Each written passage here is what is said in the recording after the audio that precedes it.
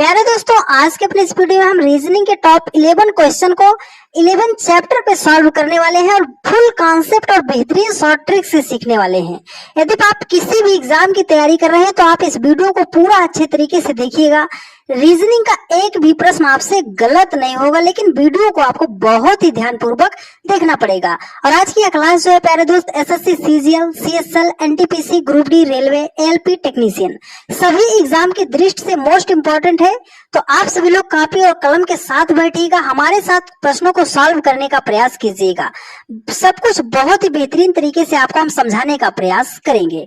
तो चलिए ज्यादा देरी न करते हुए वीडियो को शुरू करते हैं और बेहतरीन तरीके से सवालों को सॉल्व करने का तरीका सीखते हैं। जैसे हमारे सामने ये पहला क्वेश्चन दिया गया है, कह रहा है कि नीचे दिए गए प्रश्न में विषम संख्या को चुनिए। विषम संख्या को चुनने का मतलब कि इन चारों ऑप्शन में से कौन सा ऐसा ऑप्शन है जो सबसे अलग है। तो देखो, जब भी आपके सामने विषम संख्या चुनने की बात आए तो आपको करना क्या है, मेरी बात आप याद रख लीजिएगा। सबसे पहले जो प्रायोरिटी आप चेक कर लेना, वो चेक कर लेना प्राइम नंबर को। प्राइम नंबर अगर ना मिले तो आप चेक कर लेना स्क्वायर को। स्क्वायर ना मिले तो आप चेक कर लेना क्यूब को चेक कर लेना। लेकिन आप चेक कहाँ से करना, प्राइम नंबर से चेक करना। प्राइम नंबर मतलब अभाज्य संख्या, ठीक है। तो चलो कुछ प्राइम नंबर को हम लिख दे रहे हैं, जिससे बहुत सारे हमारे भाई होते हैं जिनको नहीं पता होता कि सर प्राइम नंबर, तो प्राइम नंबर लिख दे रहे हैं। आप इसका स्क्रीनशॉट ले लीजिएगा। 2, 3, 5, 7, 11 हो गया, 13 हो गया, 17 हो गया, 19 हो गया, 23 हो गया, उसके बाद हो गया आपका 29 हो गया, 31 हो गया, 37 हो गया, 37 हो गया, 41 हो गया, 47 हो गया, उसके बाद आपका हो गया 53 हो गया। तो देखो उसने क्या लिखा है, 18 लिखा। सर 18 तो प्राइम नंबर नहीं है, सम संख्या है, कट हो जाएगा। 27 लिखा, 27 प्राइम नंबर नहीं है, कट हो जाएगा। 38 लिखा है, 38 प्राइम नंबर नहीं है, कट हो जाएगा। यहाँ पर 47 है, यहाँ पर 47 है। ये तीनों जो है सम संख्याएं थी, विषम संख्याएं थी, लेकिन ये जो हमारा 47 है ये हमारा प्राइम नंबर है। तो सबसे अलग कौन, सर ये प्राइम नंबर। तो option D 47 is the right answer of this question. 47 क्या होगा इस क्वेश्चन का सही जवाब हो जाएगा। चलिए एक बढ़िया सवाल आपकी स्क्रीन पर, इसका जवाब आप देने का प्रयास कीजिएगा। देखिए कह रहा है कि 345 का जो रिलेशन 144 के साथ है, वही 674 का रिलेशन क्या होगा। तो मतलब 345 को जिस प्रकार उसने 144 लिखा है, 675 को क्या लिखा जाएगा। अगर आपको मेरी बात याद होगी और आप हमसे रेगुलर पढ़ते होंगे तो बस 2 सेकंड काफी है इस प्रश्न का जवाब देने के लिए। सर हमने तो आपसे नहीं पढ़ा, तो मेरी बात आप याद कीजिएगा। आप भी ऐसे सवालों को विदिन 2 सेकंड के अंदर सॉल्व करना सीख जाओगे। बात क्या है सर, बात ये है कि जब भी आपको कहीं पर भी कोई ऐसी संख्या दिखाई दे जाए जिसका आप स्क्वायर रूट निकाल सकते हो, जिसका आप क्यूब रूट निकाल सकते हो, सबसे पहले उसको अक्षर को हाईलाइट कर लिया कीजिए। चलो देखते हैं। देखो सर 144 है, अगर 144 को हम लिखना चाहें तो सर लिख सकते हैं 12 का स्क्वायर। 12 बराबर में कितना हो जाएगा, 144 हो जाएगा। अब देखो 345 से हमें 144 नहीं बनाना, 345 से हमें 12 बनाना है। और एक दूसरी बात हमेशा याद रखिएगा, नोट कर लीजिएगा, आपके बहुत ही ज्यादा काम आएगा पूरी रीजनिंग में, केवल नंबर एनालॉजी में ही नहीं। जब भी बहुत बड़ी संख्या को बहुत छोटी संख्या बना के लिखेगा तो या तो वहां पर हम मल्टीप्लाई करेंगे या तो हम प्लस करेंगे। देखो तो 345 से हमें 12 बनाना है, तो संख्या के अंकों को हम क्या कर लेते हैं, जोड़ लेते हैं। तो चलो 5, 4, 9, 3 कितना हो गया, 12। उसी 12 का स्क्वायर कर दिया तो 144 हो गया। लॉजिक हमें मिल गया है, इसके साथ अप्लाई करो। तो सभी अंकों को आप जोड़ो, 7, 6, 13, 13 में 4 जोड़ेंगे, 13, 4 कितना हो जाएगा, 17 हो जाएगा। यहाँ पर स्क्वायर कर दिया था तो यहाँ पर भी स्क्वायर करेंगे। 17 का स्क्वायर कितना होता है, तो आप बोलोगे सर इतना तो हमें पता ही है कि 17 का स्क्वायर 289 होता है। 289 ऑप्शन ए में दिया गया है और यही आपका राइट आंसर हो जाएगा। यदि आपको सारी बातें समझ में आ रही हैं और यदि अभी तक आपने चैनल को सब्सक्राइब नहीं किया है तो चैनल को सब्सक्राइब करके वीडियो को अपने अन्य सभी दोस्तों के पास शेयर जरूर कर दीजिएगा। हमें आप सभी लोगों के सपोर्ट की बहुत ज्यादा जरूरत है। और कह रहा है कि नीचे दिए गए श्रृंखला को पूरा करें। मतलब क्या है कि इस क्वेश्चन मार्क के स्थान पर कौन सी संख्या होगी जिस प्रकार इस सीरीज को लिखा गया है। तो मेरी एक बात आप फिर ध्यान से रखना, जब भी आप सीरीज के सवाल को सॉल्व करने लगना तो मेरी एक बात आप हमेशा याद रखना कि जब भी संख्या आसपास दी गई हो, आसपास का मतलब कि बहुत ज्यादा करीब करीब दी गई हो, तो हम क्या करेंगे सर, डिफरेंस लेकर सॉल्व करेंगे। क्या करेंगे, डिफरेंस लेकर सॉल्व करेंगे। डिफरेंस का मतलब बड़ी संख्या में से छोटी संख्या को घटाकर सॉल्व करेंगे। चलो सॉल्व करते हैं। देखो 12 को उसने लिखा है 20, कैसे लिख सकते हैं, अगर 12 में हम 8 जोड़ेंगे तो 12 8 कितना हो जाएगा, 20 हो जाएगा। सर उसने क्या कर दिया है, उसने क्या कर दिया है, 20 को लिख दिया है 16। तो 20 को 16 कैसे बनाया जा सकता है सर, 4 को हम घटा देंगे तो 16 हो जाएगा। 16 से उसने बनाया है 24, तो 16 से 24 बनाने के लिए 8 जोड़ेंगे। 24 से बनाना है 20, तो फिर 8 4 माइनस करेंगे।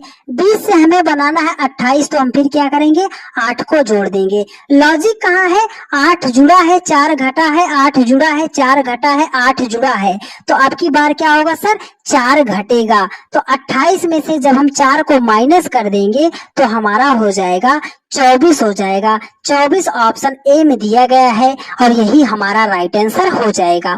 उम्मीद करते हैं बहुत ही बेहतरीन तरीके से आपको सारी बातें समझ में आई होगी। एक बढ़िया सवाल आपकी स्क्रीन पर, इसका जवाब देने का प्रयास कीजिएगा। आप मेरी बात को गौर से सुनिएगा। इसी एक सवाल के माध्यम से पूरे मिसिंग नंबर को सॉल्व करना सिखा देंगे, लेकिन आपको बात को बहुत गौर से सुनना पड़ेगा। देखिए कह रहा है कि निम्नलिखित प्रश्नों में दिए गए विकल्पों में से प्रश्न चिन्ह के स्थान पर आने वाली संख्या ज्ञात कीजिए।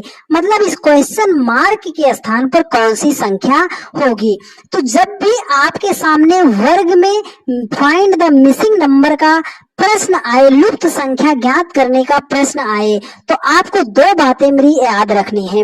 पहली बात आप हमेशा याद रखिएगा कि जिधर संख्या बड़ी दी गई होगी उधर को ही हमें सवाल को सॉल्व करना है।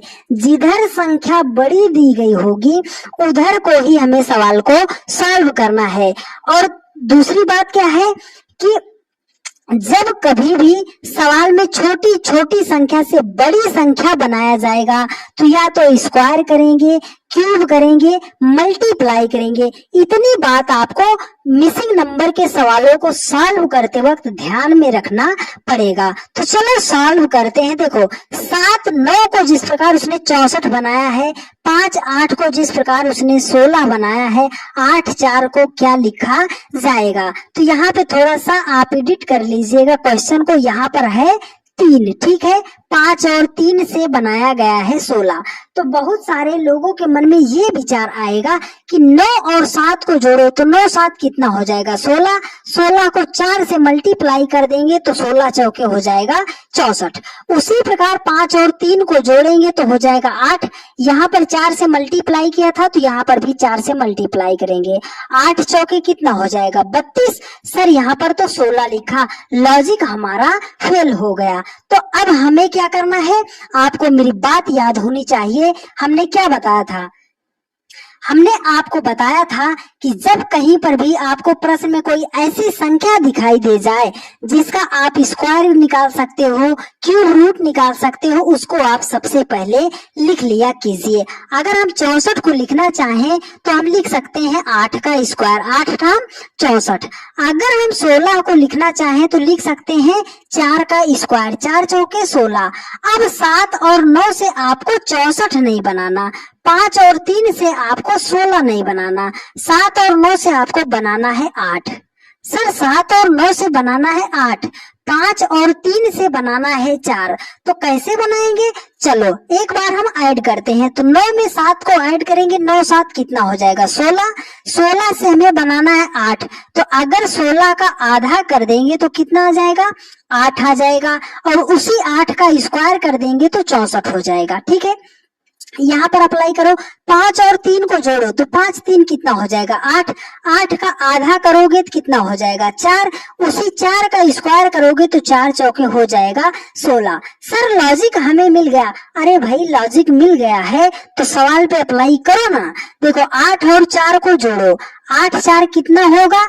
12। 12 का कर दो आधा तो 12 का आधा 6 होगा। 6 का करोगे स्क्वायर तो 6 का स्क्वायर कितना होता है? 6 छाम 36 होता है। तो इस क्वेश्चन मार्क के स्थान पर कौन सी संख्या होगी? 36 हो जाएगी। 36 ऑप्शन डी में दिया गया है और यही आपका राइट आंसर हो जाएगा। उम्मीद करते हैं प्यारे दोस्त बहुत ही बेहतरीन तरीके से आपने सीखा होगा। एक बढ़िया सवाल आपकी स्क्रीन पर कोडिंग डिकोडिंग का, क्या लाजवाब सवाल है। आप कमेंट करके बताना, क्या आपने एक ही बार में इस क्वेश्चन का सही जवाब सोचा था या नहीं सोचा था। देखिए कह रहा है कि एक निश्चित कूट भाषा में डाइवर्ट को 42 लिखा जाता है और डोल्ड्रम्स को 72 लिखा जाता है, तो उस कूट भाषा में डोगमा को कैसे लिखा जाएगा?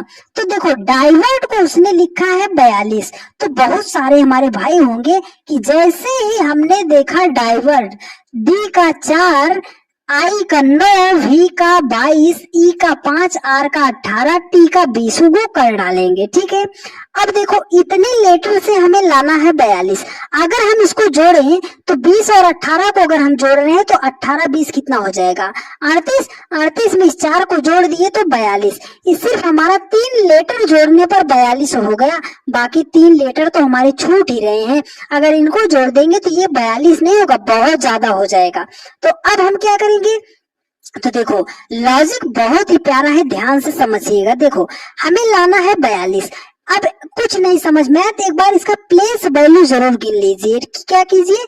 गिन लीजिए। तो चलो गिनते हैं, 1 2 3 4 5 6। कितने लेटर है इसमें? 6। 6 से हमें बनाना है 42। तो 6 से 42 कैसे बनाया जा सकता है? सर 6 को अगर हम 7 से मल्टीप्लाई कर देंगे तो 6 सते हो जाएगा 42। ठीक है, चलो इसको काउंट करते हैं। 1 2 3 4 5 6 7 8। यहाँ पर क्या है? 8। 8 से हमें बनाना है 72। तो कैसे बनाएंगे? 8 को 9 से मल्टीप्लाई कर देंगे तो 8 नाम कितना हो जाएगा? 72 हो जाएगा। ठीक है, लॉजिक कहाँ मिला है? लॉजिक यहाँ मिला। देखो जितना लेटर यहाँ पर था उसको हमने लिखा, उससे अगली आने वाली संख्या से मल्टीप्लाई कर दिया तो जो संख्या आई है उसको लिखा है। तो यहाँ पर 8 था, 8 से अगली वाली संख्या 9 होती है, उसको मल्टीप्लाई कर दिया। तो चलो डोगमा को काउंट करते हैं। 1 2 3 4 5। डोगमा में कितने लेटर है? 5। इससे अगली आने वाली संख्या होगी 6। तो 5 को 6 से करेंगे मल्टीप्लाई तो 6 पंजे कितना हो जाएगा? 30 हो जाएगा। 30 ऑप्शन डी में दिया गया है और यही आपका राइट आंसर हो जाएगा। उम्मीद करते हैं प्यारे दोस्त बहुत ही बेहतरीन तरीके से आपने सारी बातों को सीखा होगा। आप सभी लोगों ने, यदि आपको सारी बातें समझ में आई हैं और यदि आपने अभी तक भी चैनल को सब्सक्राइब नहीं किया है तो चैनल को सब्सक्राइब कर लीजिए और हमें सपोर्ट करने के लिए डियर फ्रेंड्स आप सभी लोग वीडियो को ज्यादा से ज्यादा शेयर जरूर करते रहिएगा।